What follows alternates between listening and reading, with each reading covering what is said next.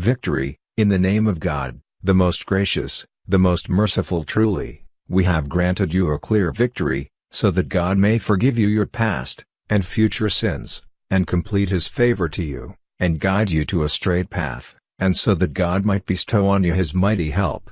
It was he who sent down tranquility into the hearts of the believers, to add faith to their faith. The forces of the heavens and earth belong to him. He is all-knowing and all-wise, and so that he might admit the believers, men and women, into gardens through which rivers flow, to dwell therein forever, and so that he may remove their evils from them. That is, indeed, a supreme triumph in God's eyes, and so that he might punish hypocritical men and women, as well as the polytheists, men and women who think evil thoughts about God. An evil turn of fortune will fall upon them, for God has become angry with them, and has rejected them, and prepared hell for them. How evil is such a destination! The forces of heavens and earth belong to God. He is almighty and all-wise. We have sent you forth as a witness, and a bearer of good tidings, and a warner, so that you may believe in God and his messenger, and may help him and honor him, and so that you may glorify God morning and evening. Behold, all who pledge their allegiance to you indeed pledge their allegiance to God. The hand of God is over their hands. Hence, he who breaks his oath, breaks it only to his own loss.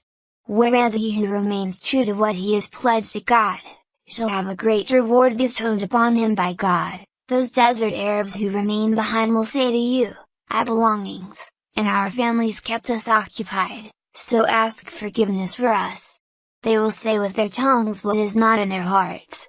Say, who then has any power at all, to intervene on your behalf with God, if his will is to do you harm, or if he intends to do good? Indeed, God is well aware of all that you do. No. You thought that the messenger, and the believers would never return to their families. This prospect seemed pleasing to your hearts, and you conceived evil thoughts, and thus were doomed to perish. For those who deny the truth, who do not believe in God and his messenger, we have prepared a blazing fire. To God belongs the kingdom of the heavens and the earth. He forgives whom he pleases, and punishes whom he pleases, and God is most forgiving and merciful. When you, believers, set off to gather the spoils, those that stayed behind will say, let us come with you. They want to change God's word, but tell them, you shall not follow us. God has declared this beforehand. Then they will say, you are jealous of us. But how little they understand. For, he will inflict on you a painful punishment. The blind, the lame, and the sick will not be blamed. God will admit anyone who obeys him, and his messenger to gardens through which rivers flow.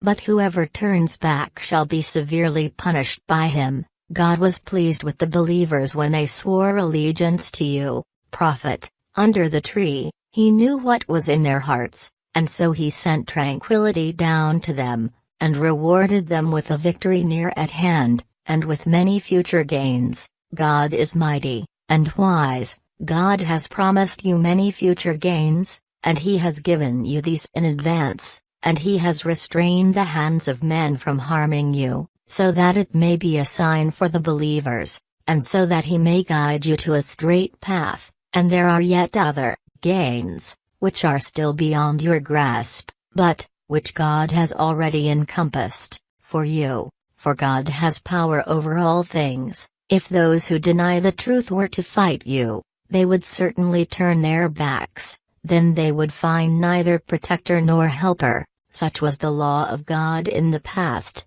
and you shall find no change in the law of God over them. God sees what you do. It was they who were bent on denying the truth, and who debarred you from the sacred mosque, and who prevented your offering from reaching its place of sacrifice, and had it not been for the believing men and believing women in Makkah, whom you might unwittingly have trampled underfoot, and on whose account you might have, unknowingly, become guilty, God would have commanded you to fight it out with them, but he ordained it thus, so that he may bring whoever he will into his mercy.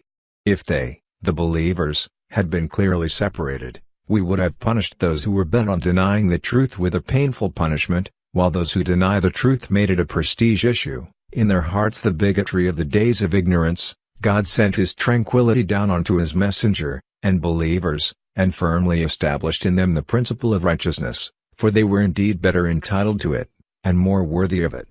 God has full knowledge of all things. God has in all truth shown His messenger a true vision in which He said, God willing, you will most certainly enter the sacred mosque in safety, and without fear, shaven-headed or with the hair cut short.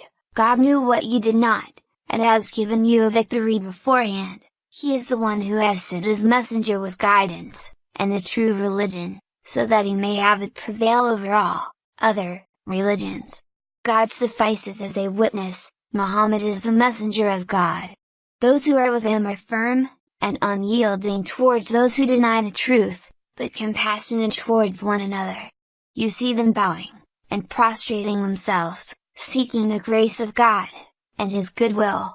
Their marks are on their faces, the traces of their prostrations. They are described in the Torah, and in the Gospel as being like a seed which sends forth its shoot, then makes it strong, it then becomes thick, and it stands firm on its own stem, delighting the sowers. He seeks to enrage the disbelievers through